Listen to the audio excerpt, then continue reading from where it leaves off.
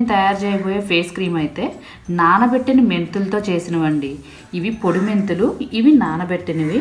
ఇవి రాత్రంతా నానబెట్టుకుంటే మనకి ఇట్లా అయినాయండి. నాకు ఫేస్ క్రీమ్ కావాల్సిన వస్తువులు ఏంటి అంటే కనుక, ఇలా మనకు నానబెట్టుకున్న మెంతులు, కొంచెం పసుపు, అలాగే ఎలోవెరా జెల్ అండి, తులసాకులు, కొంచెం కుంకుమ పువ్వు.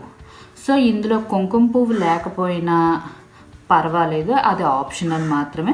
మనందరికీ తులసి దొరుకుతుంది, పసుపు దొరుకుతుంది, అలాగే ఇలా అలోవెరా జెల్ కూడా మనకు దొరుకుతుందండి. సో ఈ దొరికిన వాటితో ఈరోజు ఈ క్రీమ్ ఎలా తయారు చేసుకోవాలో చూద్దామండి.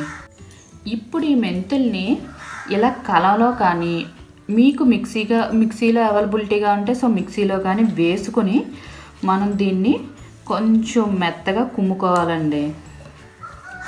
ఇవి రాత్రంతా నానబెట్టినవే కాబట్టి నాకు ఈజీగానే నలుగుతాయని చెప్పి